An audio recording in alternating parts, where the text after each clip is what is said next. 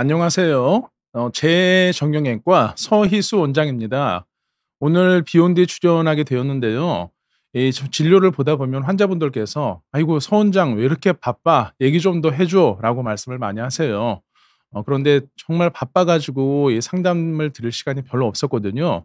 마침 오늘 비온 뒤 채널을 통해서 이 협착증 치료에 대해서 궁금해하시는 내용들을 자세히 풀어 드릴 이런 시간이 되어서 너무 감사하게 생각합니다.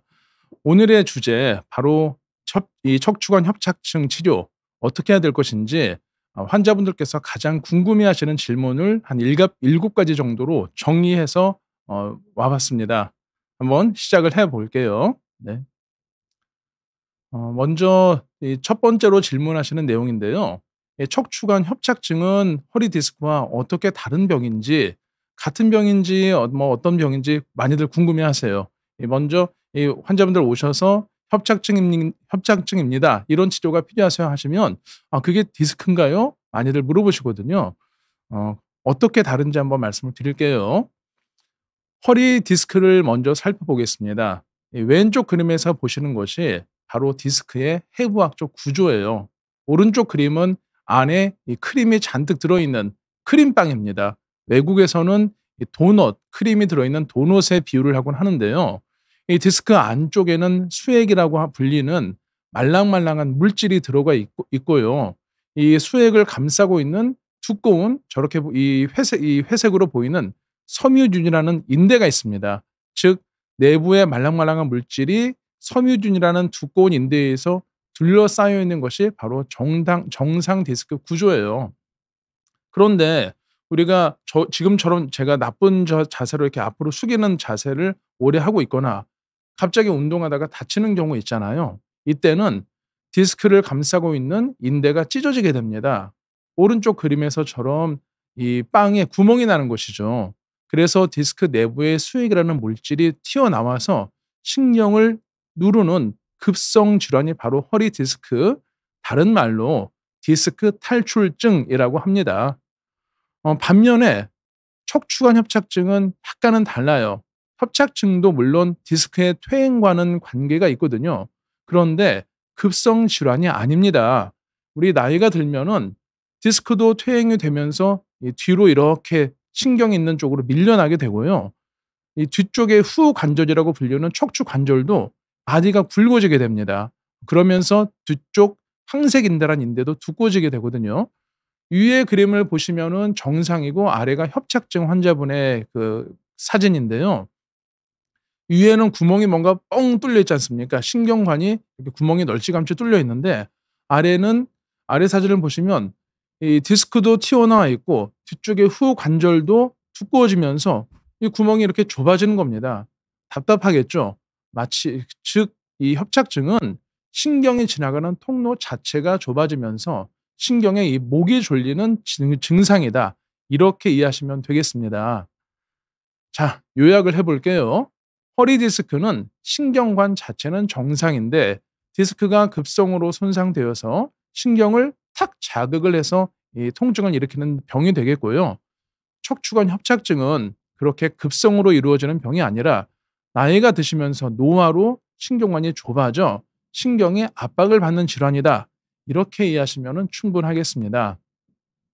자, 그러면 다음으로는 척추관 협착증의 증상에 대해서 말씀을 드릴게요.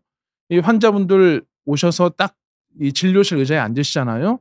다들 첫 마디 하시는 게 있으세요. "나 걸을 때 가만히 있을 땐 안 아프다. 그런데 걷거나 좀 오래 서 있으면은 다리가 저리고 엉치가 빠질 것 같다." 이렇게 말씀하시거든요. 그래서 가만히 있을 때는 괜찮다는 것을 많이들 강조를 하십니다. 그런데 생각해 보면 일반적인 병은 가만히 있거나 움직일 때 다 아파야 되는데 왜 협착증은 걸을 때만 이 저린 증상이 나타날까요? 먼저 이 그림을 한번 보겠습니다. 우리의 정상 인체는요. 이렇게 있을 때는 신경관이 조금 넓어집니다. 그런데 걷기 시작하면 이 중심을 잡아야 되잖아요. 걷기 시작하다 보면 몸이 자연스럽게 뒤로 이렇게 젖혀지게 돼 있어요. 이 자세가 되면은 뒤에 넓어 있던 신경관이 좀 좁아지게 됩니다. 그런데 정상 성인은 신경관이 얼추 좁아져도 견딜 수가 있습니다. 반면에 협착증으로 이미 신경관이 아슬아슬하게 유지가 되던 분들은 이 뒤로 젖혔을 때, 허리를 뒤로 젖혔을 때 조금이라도 좁아지는 것을 견디지를 못하시는 거예요. 왼쪽 그림에서 보시면은 이렇게 허리를 뒤로 젖히면 신경관이 이 디스크에도 압박을 받고 뒤에 인대도 쭈글쭈글해지면서 좁아져 신경이 눌리는 것을 볼 수 있거든요. 우리 발에 딱 맞는 신발 있잖아요. 평상시는 괜찮죠. 그런데 두꺼운 양말 신고 그 딱 맞는 신발 신으면 어떻습니까? 발이 너무 아프겠죠. 협착증 환자분들도 마찬가지입니다. 뒤로 젖히는 자세, 즉 오래 걷거나 오래 서 있는 자세가 되면 신경관이 좁아지면서 아픈 그런 다리가 저린 증상이 나타나는 것이에요. 이때는 본능적으로 몸을 앞으로 숙이게 됩니다. 그러면은 신경관이 해부학적으로 일시적으로 조금 좁아지게 되면서 숨통이 트이는 것이에요. 이것을 바로 의학용어로 간헐적 파행이라고 합니다. 간헐적, 그러니까 띄엄띄엄 걸음이 불편해진다 해서 붙은 용어인데요. 이 걸을 때 자연적으로 신경관이 좁아지다 보니까 척수신경이 압박이 돼요. 그러면 신경에 가해지는 영양분이 공급이 잘 안 되는 겁니다. 마치 8차선 도로가 2차선 도로가 되어서 교통 정체가 생기는 거예요. 그러다 보니 다리로 내려가는 신경에 영양 공급이 안 되어서 걸으면 걸을수록 다리가 저리고 아파서 앉아서 쉬게 되는 것입니다. 자, 여기까지 척추관 협착증의 증상에 대해서 말씀을 드렸는데요. 그러면 환자분들께서 물어보실 수 있죠. 이렇게 다리가 저릴 때는 그럼 참고 걸어야 하나요? 아니면은 아예 걷지를 말아야 하나요? 어려운 문제입니다. 하나씩 한번 살펴볼게요. 먼저 내가 한번 참고 걷겠다. 네가 이기나 내가 이기나 한번 내가 협착증을 이겨보겠다 하시고 걸으시는 분들이 계시거든요. 그러면 어떻게 될까요? 신경 손상이 진행이 될 수 있습니다. 영양실조 환자가 밥을 먹지 않고 네가 이기나 내가 이기나 계속 마라톤 하면은 어떻게 되겠습니까? 큰일 날 수 있죠. 신경도 마찬가지입니다. 처음에야 조금 버티겠지만 영구적으로 신경이 손상되어 마비로 인한 보행 장애가 나타날 수 있고요. 여기서 더 진행을 하면은 대소변 조절이 안 돼요. 이 소변이나 대변이 나오거나 갑자기 안 나올 수 있습니다. 이런 대소변 장애까지도 나타날 수 있기 때문에 절대 참고 걸으시면 안 되겠습니다. 자, 그러면은 반대로 아예 안 걸으면 집안에만 있으시면 어떻게 될까요? 집안에만 있거나 혹은 전동차 있잖아요. 전동차로만 이동을 좀 하시는 분들이 계시거든요. 이것도 문제가 될 수 있습니다. 요즘에 어르신들 근감소증이란 말 한 번쯤은 들어보셨을 텐데요. 우리 몸은 적절히 사용을 좀 해줘야지 근육이 유지가 돼요. 그런데 아예 걷지 않으시면 허리나 골반 근육이 이 중심 근육이 점점 줄어들게 됩니다. 그러면은 척추에 지탱이 안 돼요. 척추를 지탱하는 구조는 뼈만 있는 것이 아니거든요. 뼈 이외에도 이 근육들이 잘 받쳐줘야 되는데 이 근육들이 지탱이 안 되다 보니까 척추가 나중에는 무너지게 됩니다. 그래서 결국은 심한 통증 및 보행 장애까지도 올 수 있는 것이에요. 아이고 참 어렵죠. 아파 죽겠는데 걸을 수도 없고 안 걸을 수도 없고 마치 죽느냐 사느냐 이것이 문제로다처럼 걷느냐 안 걷느냐 이것이 문제로다. 이런 문제가 발생하는 것입니다. 자, 그러면은 협착증 환자분들 어떻게 걸어야 효과적일까요? 간단합니다. 조금 짧게 걷다가 저리면은 좀 쉬었다가 다시 걷는 거예요.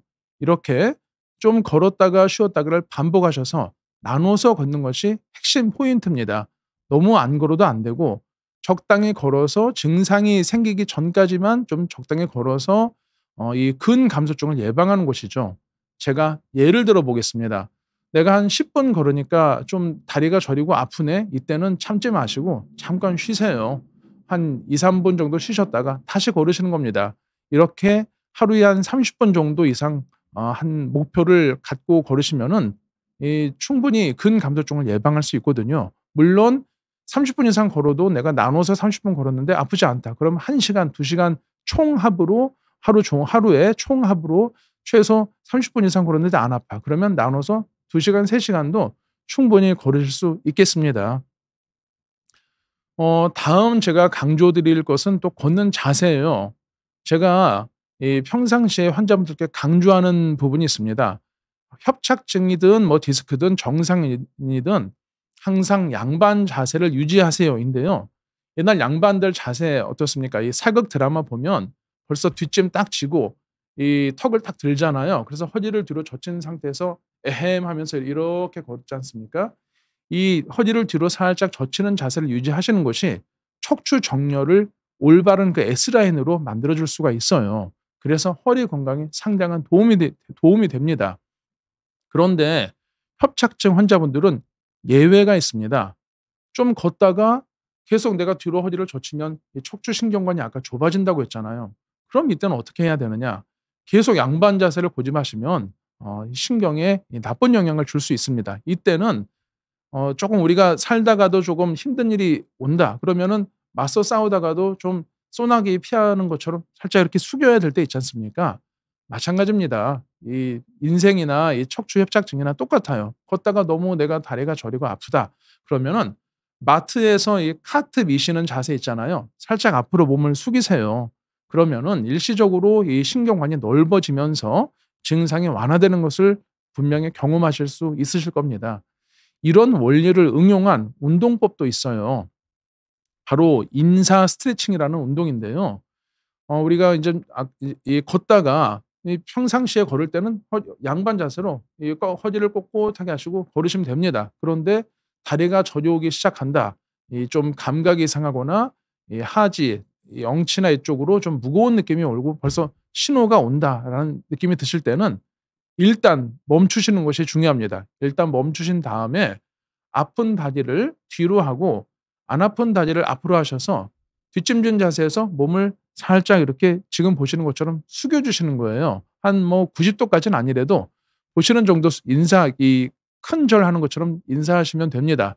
이 상태에서 바로 일어나지 마시고 구부린 채로 한 3초 정도 버텨 주신 다음에 하나 둘 셋 세시고 다시 일어나시는 동작.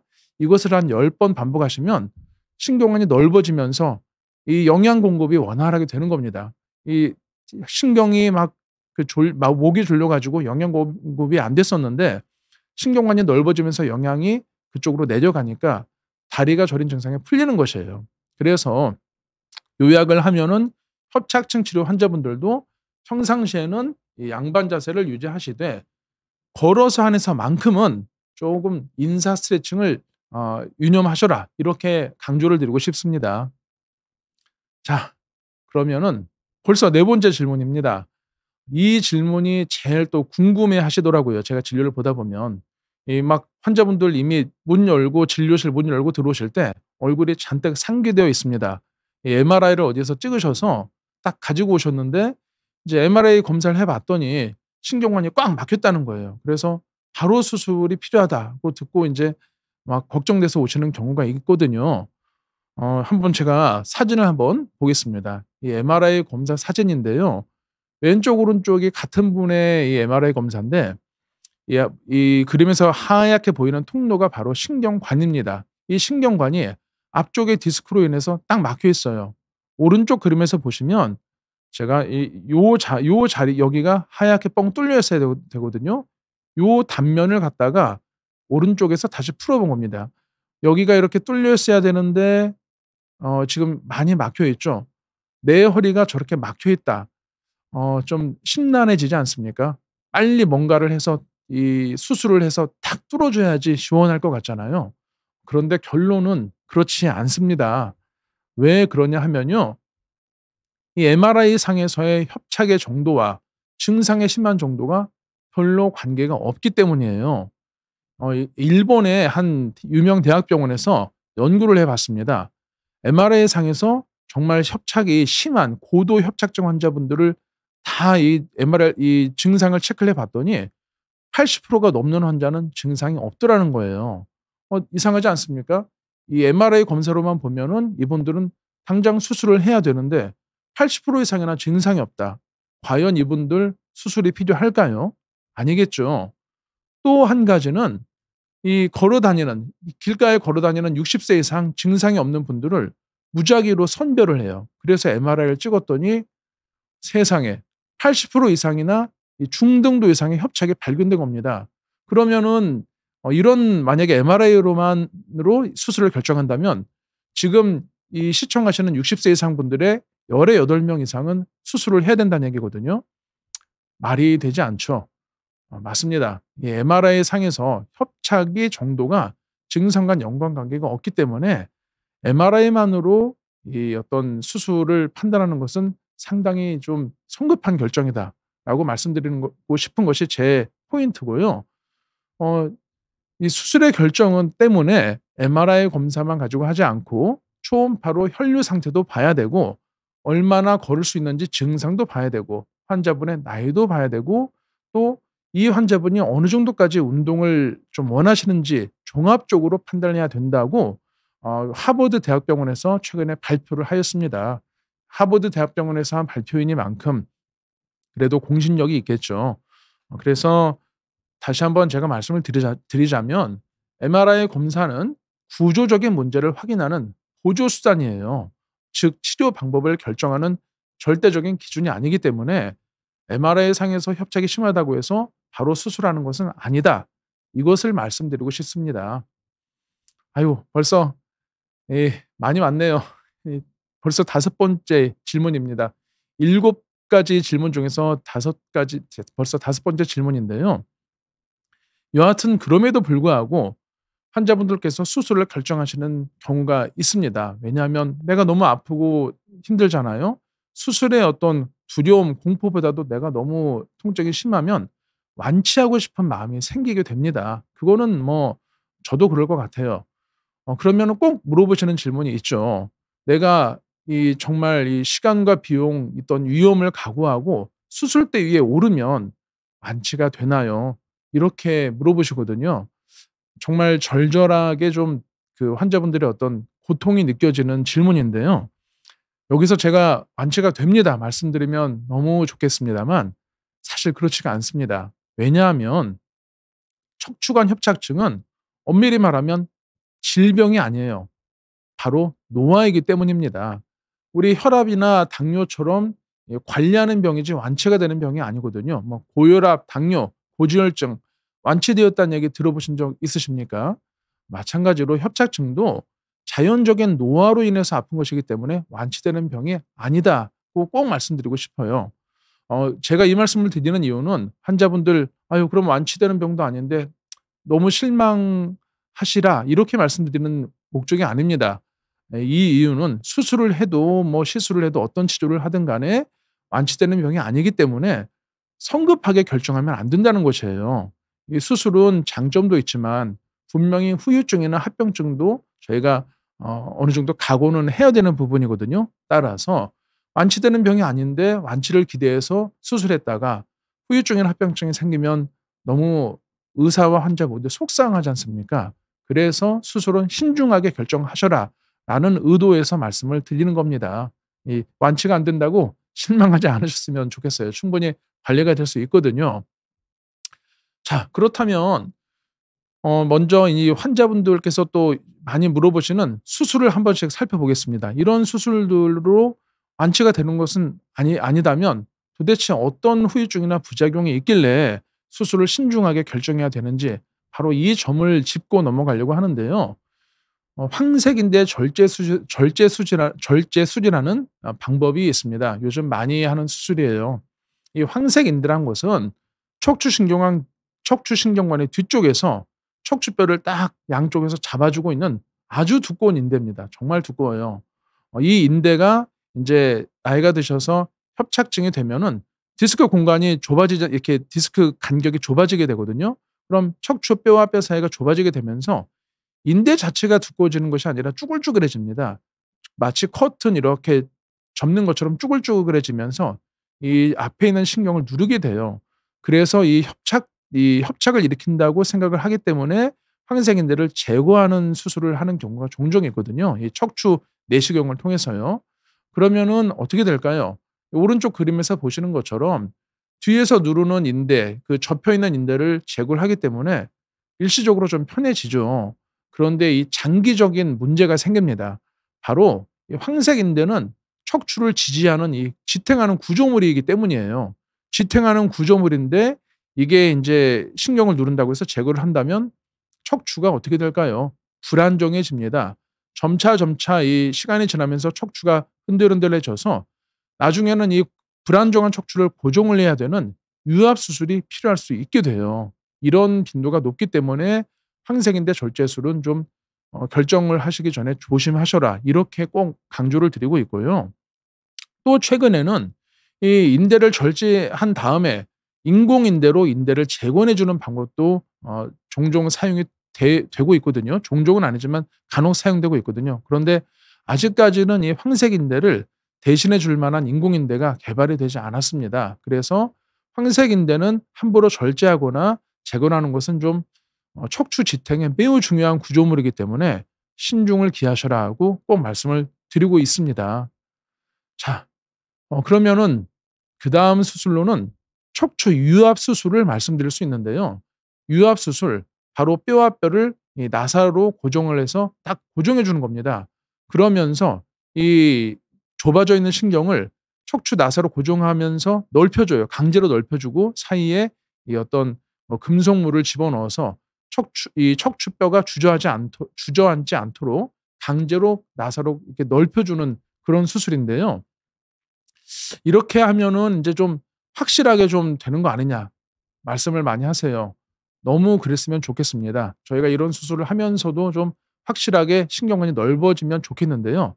장점은 이 좁아 있던 구멍이 나사로 확 억지로 넓혀주는 거기 때문에 넓어집니다. 그래서 증상이 완화될 수 있는데요. 장기적으로는 재수술의 위험이 올라가게 돼요. 이것을 인접마디 증후군이라고 하거든요. 인접한 마디에서 이 이 디스크가 빨리 망가지게 되어서 결국은 윗마디와 아랫마디를 계속 더 수술을 하게 돼야 된다는 뜻입니다. 왜 오른쪽 그림 보시면은 처음에는 두 마디 수술을 했는데 바로 옆에 그림 보시면 한 마디가 더 올라갔어요. 나중에 재수술을 해 가지고. 왜 이런 일이 발생을 하느냐? 제가 예를 들어 보겠습니다. 허리뼈가 5개거든요. 우리 손가락도 5개지 않습니까? 이 5명이 열심히 일을 하고 있는데 이 두 번째와 세 번째 녀석이 속을 썩여요. 그래서 "아유 이놈들 너희들은 일도 하지 말고 저기 가서 손 들고 서 있어." 해서 딱 두 마디를 고정을 하는 겁니다. 그러면은 5명이 하던 일을 3명이 열심히 하게 돼요. '아이고 이 둘이 벌 받고 있으니까 내가 열심히 해야 되겠구나.' 해서 열심히 일을 하는데 그렇게 하루 이틀 지나면 어떻게 되겠습니까? 나머지 3명의 불만이 극에 달하겠죠. 그래서 파업을 하게 되는 겁니다. 그래서 이 두 마디 고정한 윗마디와 아랫마디가 같이 일을 안 하게 되는 이런 현상을 인접마디 증후군이라고 하고요. 이때는 여기만 고정하는 것이 아니라 윗마디도 고정하고 아랫마디도 고정하는 그 마치 기찻길을 내야 되는 것 같은 큰 수술을 계속해야 되는 것이죠. 너무 안타까운 일이 발생하는 것입니다. 따라서 이런 척추 이압 수술도 좀 조심을 하셔야 된다 말씀을 드리고 있습니다. 이런 이유로 인해서 제가 항상 환자분들께 강조하는 이 원칙이 있습니다. 협착증 치료의 원칙인데요. 자, 같이 한번 읽어보시죠. 오늘을 편하려고 내일을 희생하지 말자입니다. 내가 너무 아프고 다리가 저리고 정말 일상생활 좀 불편하고 이런 증상을 완화하기 위해서 누구나 빠른 치료를 좀 받고 싶지 않습니까? 빨리 치료해서 일상으로 복귀하고 싶은 마음에 수술을 선택하시는 분들이 있는데요.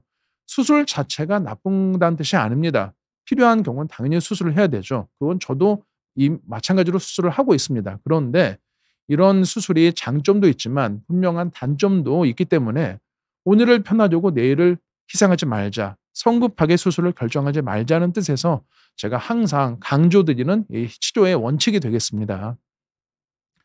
자, 그러면은 6번째 질문입니다. 서 원장, 그러면 수술을 성급하게 결정하지 않아야 된다는 건 내가 이해를 하겠다. 그러면 뭐 어떤 다른 방법이 있느냐? 많이들 물어보시거든요. 수술 말고는 다른 방법 뭐가 있을까요? 간단한 자세 교정, 주사나 재활도 있겠지만 저희 병원에 오시는 분들은 대부분 두세 군데 병원 돌다 오시는 경우이기 때문에 그런 분들께 자세 교정하세요. 좀 양반 자세 유지하세요 하면은 "내가 그 말 들으려고 왔느냐?"라고 물어보시는 경우도 있거든요. 그러면 이런 경우에는 이제 저희가 권유드릴 수 있는 방법이 시술이라는 방법이 있습니다. 그런데 이 시술과 수술의 차이를 간단히 말씀을 드리면 수술은 절개를 해서 내시경을 넣든 이 칼로 찢든 이 뭔가 제거를 하고 뭐 이렇게 좀 복잡한 이 과정을 거친다면, 시술은 절개하지 않거나 최소 절개만 통해서 미세한 도구를 넣어서 안에 이 치료를 하는 것인데요. 그렇다면 이 시술을 해도 결국 수술하는 거 아니냐? 별 소용이 없는 거 아니냐?라고 물어보실 수 있잖아요. 자, 그에 대한 답을 드리기 전에, 시술은 종류가 두 가지가 있습니다. 첫 번째는 통증을 완화하는 시술이 있고요. 두 번째는 구조적인 원인을 해결하는 시술이 있어요. 최근 많이 하는 신경 성형술이라는 시술이 있는데요. 이 신경 성형술은 이 꼬리뼈 쪽에 미세한 그 철사 같은 걸 넣어서 스테로이드 약제를 넣습니다. 그래서 이 염증이 있는, 협착증이 있는 부위에 이 스테로이드 약제를 넣어서 통증을 완화시켜 주는 그런 시술이거든요. 뭐 신경 성형술, 아마 영상 보시는 분들 중에 안 들어보신 분이 없으실 거예요. 문제는 이 신경 성형술이 초기 질환에는, 초기 상태에서는 좀 효과가 있습니다. 협착증의 초기에는 효과가 있지만, 증상이 이제 시간이 지나면서 약기운이 떨어질 거 아니에요. 안에 있는 스테로이드 약제 효과가 떨어지게 되면은 증상이 다시 재발을 합니다. 그래서 초기 말고 중간 이상 진행한 협착증에서는 금방 한 몇 개월 지나면 증상이 재발하게 돼요. 이런 이유로 환자분들 사이에서는 "그 시술해도 효과 없어. 결국 수술해야 되니까 헛수고야."라는 말이 나오는 겁니다. 자, 그렇다면 어떻게 해야 되겠습니까? 시술을 받는다 하더라도 통증만 집중하는, 즉 증상만 완화시키는 시술보다는 이왕이면은 구조적인 해결을 동반해 주는 원인 치료 시술을 받는 것이 좋겠죠. 원인 치료 시술, 다음 몇 가지들이 있는데요. 한번 알아보도록 하겠습니다. 대표적인 방법으로 핌스 시술이 있습니다. 이 핌스 시술, 말이 좀 어려운데요. 이 보시는 것처럼 이 끝이 둥근 길쭉한 바늘 같은 도구를 이 속에 넣습니다. 그냥 넣지 않고 투시 영상을 보면서 미세한 도구를 넣는 거예요, 그림에서처럼. 그래서 신경 주변에 유착되고 협착된 그 눌러붙은 조직을 박리하는 겁니다. 이 신경이 이렇게 있으면 신경관이 있고 그 사이에 때가 낀 어떤 그 염증 조직들이 있을 거 아닙니까? 정말 몇 년, 몇십 년에 걸쳐서 이 마치 심장혈관이 나이 드시면서 좁아지는 것처럼 주변에 이 유착된 조직이 있을 거 아니에요. 그것을 이 마치 후라이팬에 이 기름때를 벗기는 것처럼 미세한 도구를 넣어서 박리를 해 주는 시술이 되겠습니다. 이것은 단순히 약으로만 그 치료하는 것이 아니기 때문에 구조적인 어떤 해결이 된다라고 말씀드릴 수 있는데요. 그림에서 보시는 것처럼 쉽게 비유를 하자면, 이 신경관이 막혀 있는데, 이렇게 좁아져 있는데 미세한 바늘 같은 도구를 넣어서 유착을 풀어줘서 이렇게 좀 유착을 풀어주는, 왜 우리 하수구, 막힌 하수구 뚫어주지 않습니까? 그런 원리의 시술이다, 이렇게 이해하시면 되겠고요. 또 두 번째 방법으로는 황색인대 박리술이 있어요. 이상하다. 아까 황색인대 절제술 얘기했는데 왜 갑자기 황색인대 박리술을 얘기를 하지? 라고 물어보실 수 있는데요. 이 황색인대 박리술은 이 두꺼워진 황색인대를 절제하는 것이 아니라 그림에서처럼 박리만 해줍니다. 그래서 신경관은 넓어지되 어떤 그 인대는 보존해주는 장점이 있겠다. 이렇게 이해하시면 되겠고요. 또 하나로 말씀드릴 것은 디스크 복원술이 있어요. 아까 맨 처음에 허리 디스크와 척추관 협착증은 좀 다른 병입니다라고 말씀을 드렸는데요. 사실 근본 원인은 디스크의 퇴행성 변화입니다. 나이가 드시면서 디스크가 주저앉다 보니까 척추뼈 사이에 이 신경관의 이 간격도 좁아져서 신경이 눌리는 것이거든요. 그래서 최근에는 이 디스크에 어떤 특별한 물질을 주입을 해서 디스크 높이를 원래대로 복원을 한다. 그래서 이 좁아진 신경관을 넓혀주는 디스크 복원술이라는 치료도 이용이 되고 있습니다. 자, 결과적으로 시술을 해도 결국 수술해야 하나요? 라는 답은 아니다. 시술도 수술처럼 치료 목적으로 하는 것이기 때문에 무조건 수술로 이어지지 않는다가 답인데요. 단 전제 조건은 통증 치료가 아니라 원인 치료가 되는 시술을 하셔야 된다고 말씀드릴 수 있겠습니다. 벌써 마지막 질문이에요. 자, 그렇다면 도대체 수술은 언제 필요한가요? 결국 수술을 해야 되는 분들도 분명히 있거든요. 바로 말씀드리면 이 세 가지 경우입니다. 마비로 인해서 보행이 안 된다든지 대소변 장애가 있는 경우예요. 이때는 신경이 SOS 신호를 보내는 거거든요. 내가 신경이 죽게 생겼으니까 나를 빨리 치료해라 라는 이 응급 신호를 보내는 것이기 때문에 이때는 바로 수술을 해야 될 수 있습니다. 두 번째는 5분도 걷기 힘들 정도, 즉 화장실 왔다 갔다 하기 힘들 정도로 일상생활에 제한이 있다든지, 마지막 세 번째로 이런 비수술 치료를 열심히 했는데도 불구하고 1년 이상 통증에 호전이 없다. 이런 경우는 수술을 고려를 하시는 것이 좀 더 바람직하겠습니다. 그런데 이 세 가지 경우를 제외하잖아요.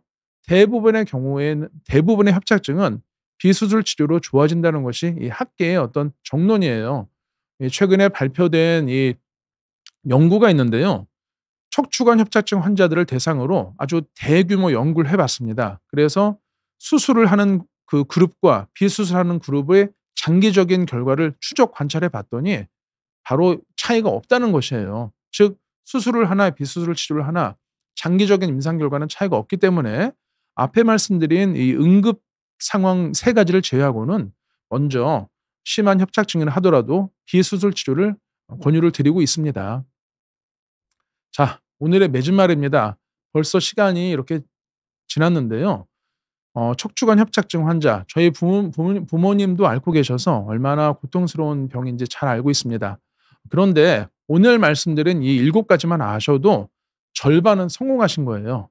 그래서 너무 내가 오늘이 너무 힘들고 아프다고 좀 좌절하거나 주저앉지 마시고 끝까지 포기하지 마시고 꾸준히 관리하시기를 진심으로 바라겠습니다. 지금까지 재정형외과 서희수 원장이었습니다. 부탁드리겠습니다. 감사합니다.